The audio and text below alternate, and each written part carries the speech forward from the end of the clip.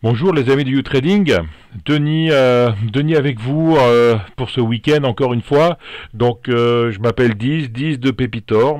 Comme d'habitude, on va faire une petite revue d'indices qui nous servent essentiellement pour trader les small. Bon, parce que moi je suis un spécialiste small pour volatilité et taille de capital. Donc, on va parler comme d'habitude du Nasdaq, du CAC et du CAC Small. Et après, comme d'habitude, nous passerons en revue une petite liste de small caps que je pense qui peuvent être importantes pour cette semaine. Donc, on va commencer par le Nasdaq. Nasdaq en vue weekly. Donc en vue weekly, on avait 3 semaines pas très belles sur le Nasdaq, trois grosses bougies rouges. On était venu taper la M20. Même à un moment, on avait méché la M20 la semaine dernière, et cette semaine, on a pas mal travaillé. Euh, on a toujours le support, la résistance oblique haussière qui, qui est en résistance par rapport au plus haut d'il y a 3 semaines. Et on peut même tracer une parallèle pour essayer de voir. Voilà, là on a 4 points de contact. Donc en considérant que là on a un excès baissier lors du Covid, on a vraiment une tendance de fond très haussière. Je vais passer en Ishimoku pour une fois parce que ça peut être intéressant. Ce que vous allez voir, voilà, la Tenken qui est la ligne de tendance long terme. Voilà, donc on l'avait cassé ici pour le Covid, on l'avait repris là, et là on voit on revient prendre appui deux fois dessus sur la mèche la semaine dernière et la semaine d'avant pour avoir un beau rebond cette semaine. Voilà. Donc Nasdaq haussier long terme. En daily, qu'est-ce que ça dit? Donc en daily, on voit vraiment la chute qu'on a eue là pendant 3 semaines. Hein. On a touché un nouveau plus haut. On a fait moins 10%, consolidation. On est venu donc faire ces moins 10%, revenir sur le plus haut de septembre 2000. Et puis là, rebond, rebond sur l'oblique haussière. Et on est en train de retaper la résistance oblique baissière pour pouvoir voir si on arrive à aller sur les nouveaux plus hauts. Donc pendant 3 semaines, on a eu un petit moins, mais là, ça repart bien. Et en Ishimoku, est-ce qu'on peut voir quelque chose? En Ishimoku, on voit qu'on est en tendance neutre. Hein. Tendance neutre. Dans le nuage, on voit qu'avant-hier, jeudi, on n'a pas réussi à repasser au-dessus de la Kinjun. Donc tendance neutre, voire un peu baissière. Donc il faut faire attention. Hein. Le Nasdaq ne s'est pas encore retourné à la hausse, même si on est dans un canal haussier. Retourné à la hausse d'un point de vue Ishimoku.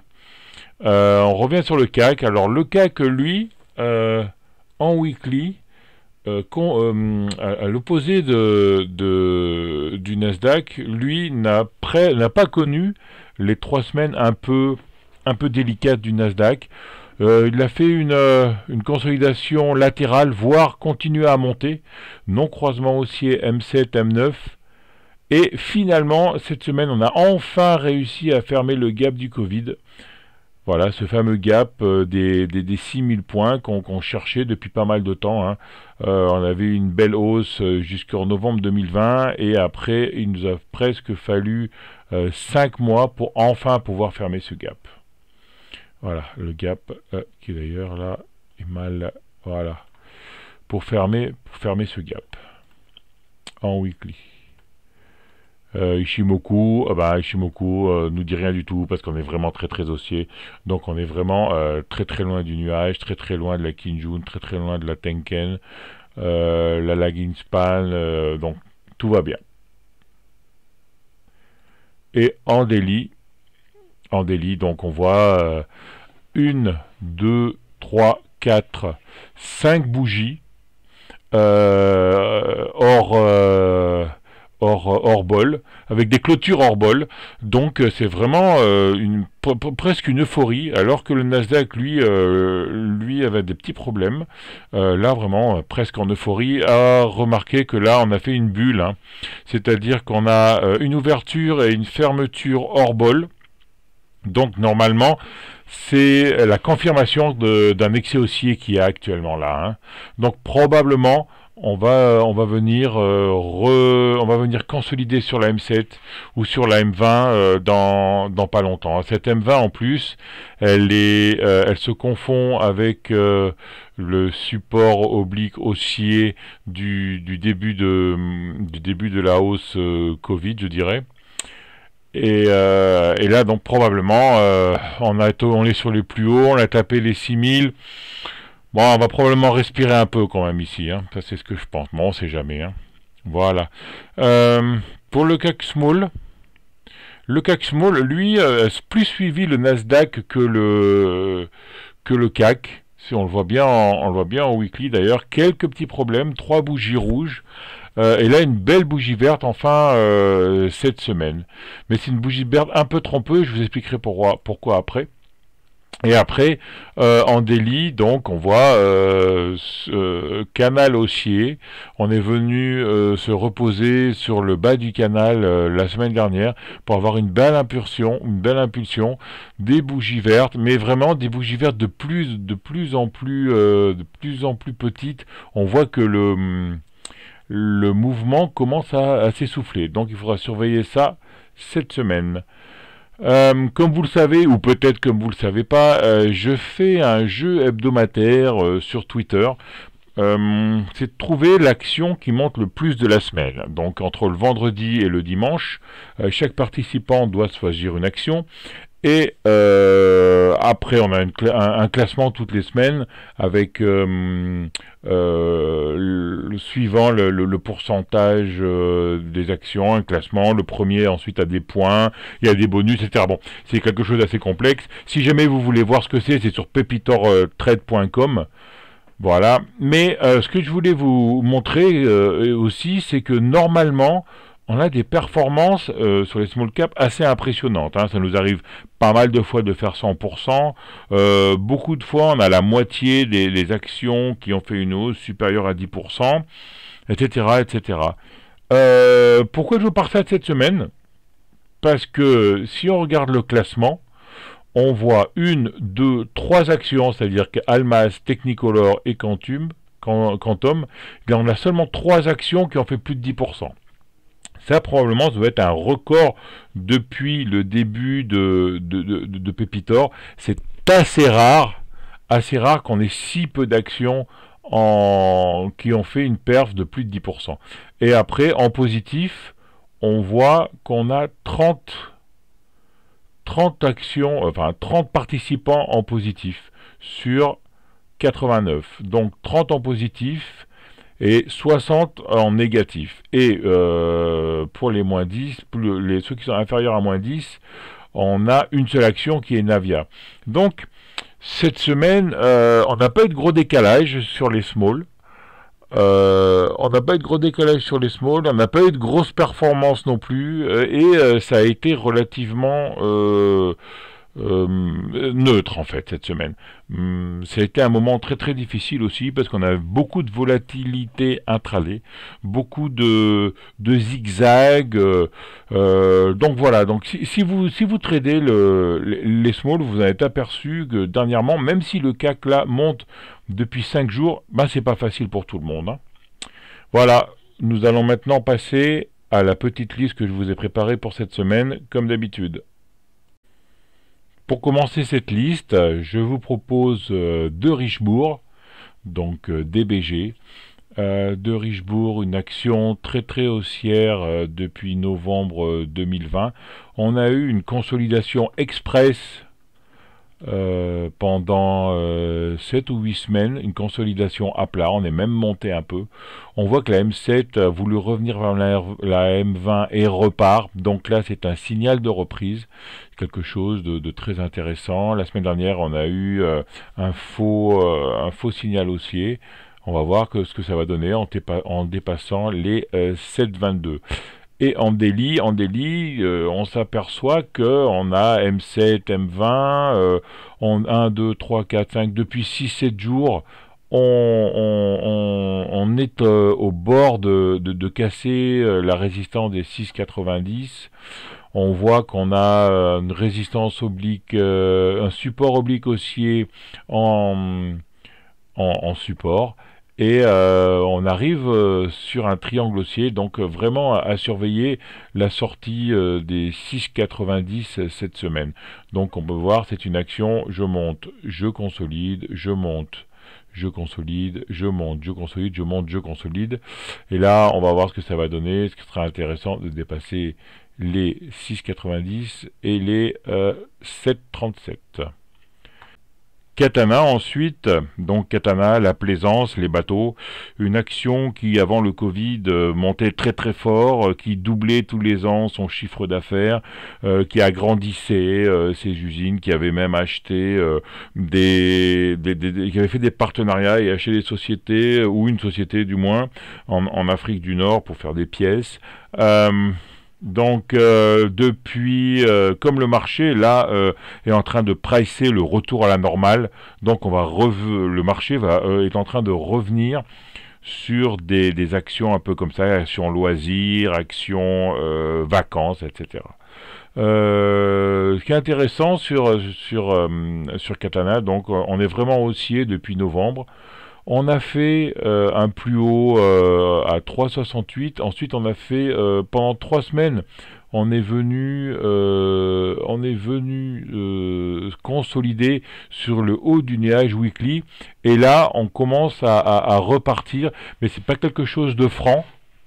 Mais on remonte petit à petit, et la M7 est en train de devenir plate, elle va probablement remonter. Donc, c'est-à-dire qu'on va avoir les acheteurs court terme qui sont en train de revenir sur l'action. En daily, qu'est-ce qui se passe? Donc, on avait un plus haut en novembre 2020 qu'on est revenu chercher en janvier 2021, et à partir de fin janvier 2021, on est dans un canal légèrement haussier, donc avec des contacts sur le haut, sur le bas, sur le haut, sur le bas. Et là, on a un croisement M7, M50, M20. Donc là, on a vraiment tous les acheteurs potentiels qui sont là, les acheteurs sur les 3 unités de temps qui sont là. On a fait une tentative de cassure du triangle vendredi. On a fermé dessous, mais là, bon, on a un plus haut à 301 qu'on a travaillé 3 fois. On a en support le bas du canal, en train de casser le triangle. Donc là, je pense qu'il faut vraiment la suivre. On va probablement avoir quelque chose d'important sur cette action dans la semaine prochaine. Quantum ensuite, donc Quantum haussière, reprise de tendance à surveiller ici, grosse bougie verte cette semaine où on est allé retrouver les plus hauts de près d'un mois. Et en daily, on est à 2 doigts du breakout. Donc on a fait le premier breakout à 4,84 cette semaine, et on va essayer de taper les plus hauts à 4,95. La M7 qui se rentre à la hausse, les bandes de Bollinger qui commencent à s'ouvrir, et en Ichimoku, on voit que c'est le haut du tunnel, le haut du nuage qui a bloqué le cours vendredi dernier, et on voit aussi que la lagging span est venue buter contre la Kinjun. Donc lundi ou mardi, faire très attention. Si on arrive à clôturer au-dessus du nuage et la Kingspan qui casse la Kinjun, on pourrait facilement aller rechercher les plus hauts à 5,62. Donc c'est vraiment une action à surveiller de très près cette semaine. Gensight ensuite, donc Gensight qui est un peu une des stars de ce début d'année, qui a vu sa capitalisation être multipliée par de 3 à 9 en pointe, donc multipliée par 3 en 5-6 mois. Voilà, donc on voit là, tout est orienté positif en weekly, très haussière, au-dessus de la M7, au-dessus de la M20, des hauts de plus en plus hauts, des bas de plus en plus hauts. En daily, on va un peu refléter ce qu'on voyait en weekly, des hausses, consolidation, cassure, hausse, consolidation, cassure de la résistance oblique, cassure des plus hauts, consolidation, cassure de la résistance oblique, cassure des plus hauts. C'est vraiment, ça se répète vraiment une tendance haussière assez marquée. Donc là, pareil, cassure des derniers plus hauts, consolidation.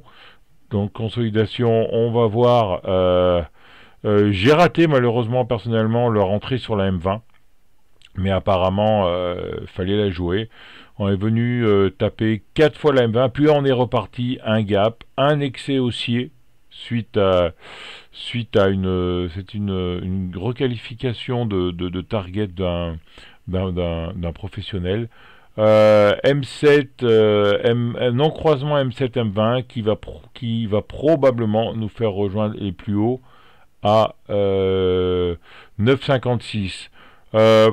Donc pas facile à trouver un point d'entrée ici. Le point d'entrée idéal, bien sûr, ce serait un nouveau contact sur la M20, un retour sur la M20 à 8, allez, 8,20, 8,30. On va voir si ça le fait. Et ensuite, j'ai tracé une résistance oblique. Même si normalement il faut 3 points, mais là donc j'en ai mis que 2 parce qu'on voit quand même une action à une mémoire, elle refait presque toujours son même cycle. Donc là on a vu résistance oblique, une hausse, on casse, résistance oblique, un excès, on casse. Donc là je pense à l'excès et j'aimerais bien pour ma part essayer de reprendre une position sur les M20, la M20, voilà. On va voir, en Ishimoku, on est très haussier, donc on voit pas grand-chose. Ah si, pourquoi pas essayer une entrée sur la Kinjun à 8,36. Ça peut être intéressant, prendre une première position à 8,36 et ensuite une deuxième sur la M20 vers les 8,10 pour aller chercher les 9,20 et les 9,60 ensuite.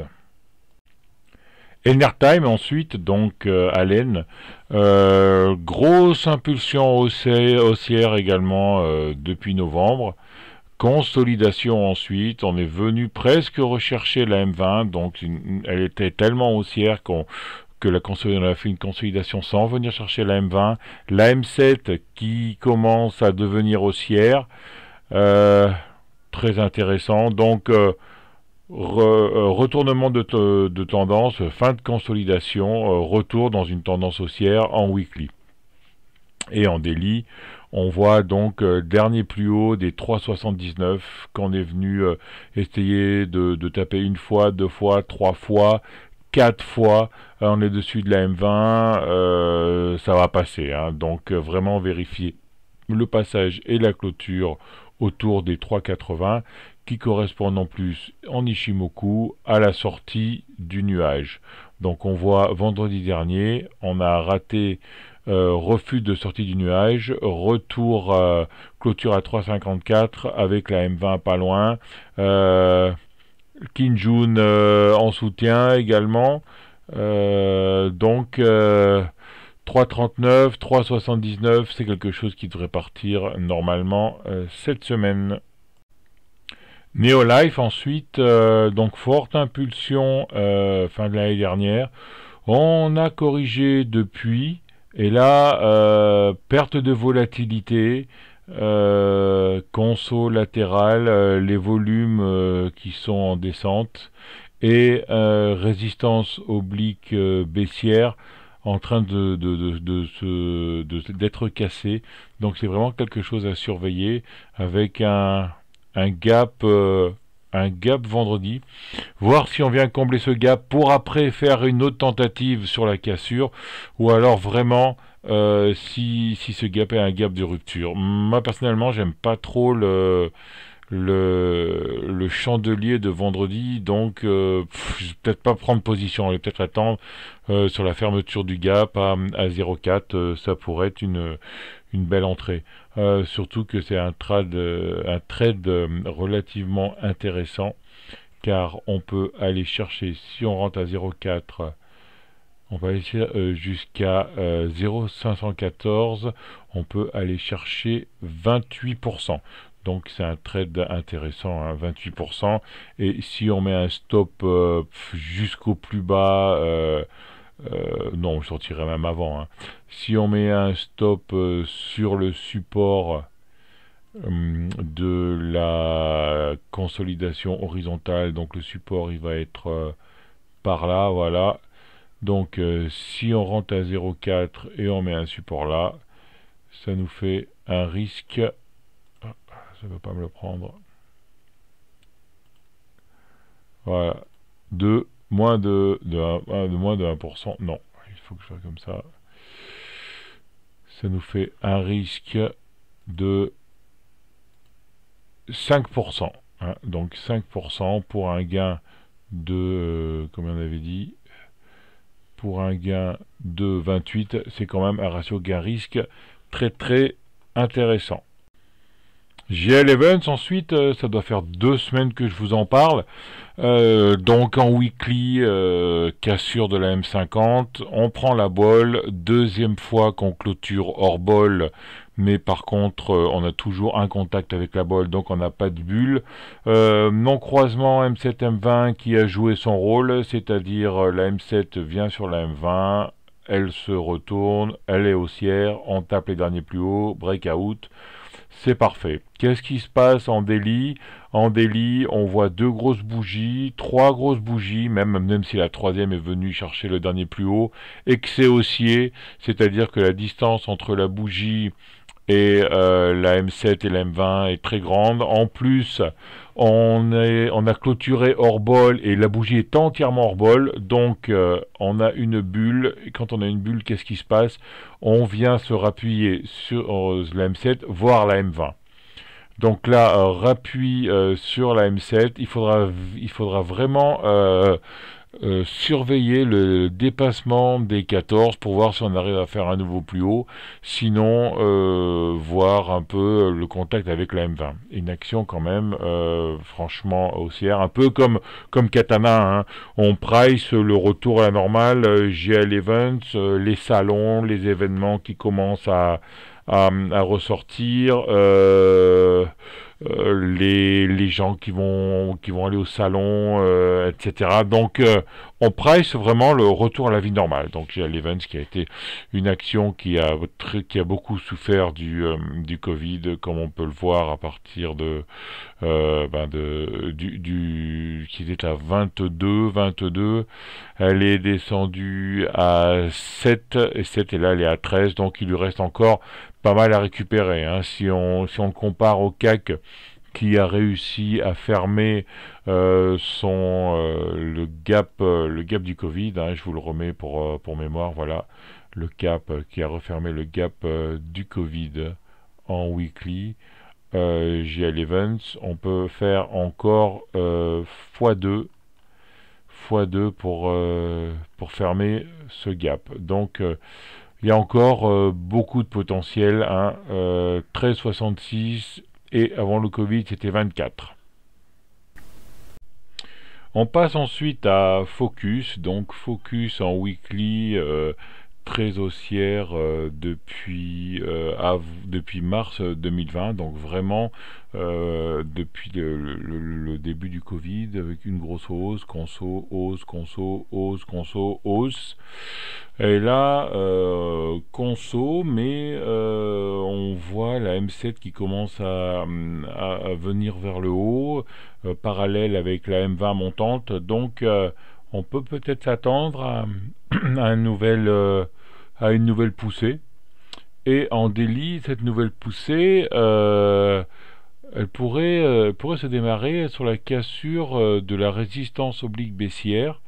Résistance oblique baissière qui sera à 65 lundi. Et là, on est en contact avec la M20. On a un balai M7 M20 les deux moyennes sont ensemble. Si jamais on casse la résistance, la M7 pourrait monter, on pourrait avoir un encreusement haussier pour aller rejoindre les plus hauts. On a la et dans l'autre cas, on a toujours la M50 en soutien, hein. Elle est en soutien depuis novembre 2020. On est revenu la chercher en janvier. Et puis là, on est encore assez loin. Donc, Focus Home des jeux vidéo, ça peut être intéressant également pour cette semaine. Et pour finir, je vais prendre un outsider. Je vais prendre Carbios. Carbios qui est passé d'une capitalisation de 8 euros en avril 2020 à un maximum de 60 euros en février 2021. Donc multiplié par 8 en 10 mois. Donc c'est normal que là, on a un petit repli depuis 3 semaines. On est venu chercher la M20 en semaine. On l'a méché, on a fermé dessous la semaine dernière. Moi, je pensais que c'était mort. Et puis cette semaine, on est repassé dessus.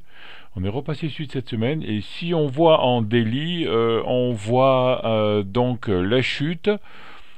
Petite point de congestion, on repart. On est reparti assez fort parce que normalement, on vient chercher la M7, on retombe sur la bolle, on redescend, etc. Mais là, il y a eu pas mal de puissance. On est venu chercher la M7, on a dépassé la M7, on l'a méché et on a fait une belle bougie verte vendredi.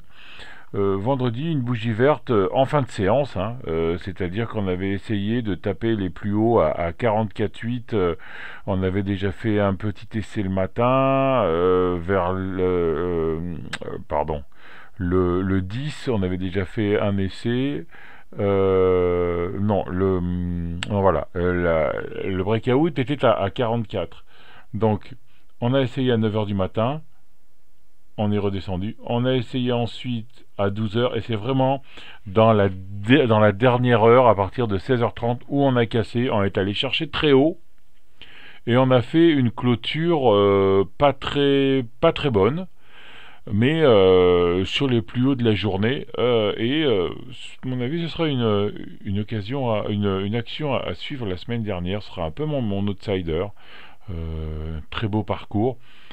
Qui pourra aller peut-être rechercher les plus hauts. Voilà, c'est un peu tout pour cette semaine.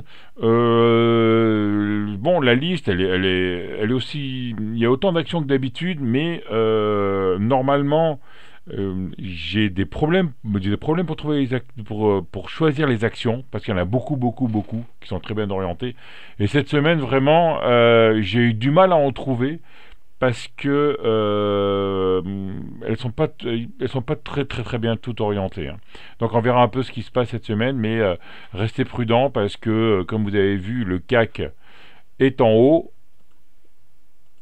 Le CAC est en haut et il pourrait commencer à souffler, et on s'est aperçu ces derniers temps que il y a beaucoup de petites mains, que le marché des small est très nerveux, et dès que le CAC corrige même un 0,1 ou un 0,2%, ça se traduit sur des grosses chutes sur les small. Donc soyez prudents, et puis on reparle courant de la semaine. Peut-être d'un petit point technique, ou alors d'un petit débrief des marchés s'il y a quelque chose d'intéressant qui s'est passé. Voilà, donc c'était 10 de Pépitor, et en espérant que cette petite vidéo vous ait plu. Merci aux amis de YouTrading, au revoir.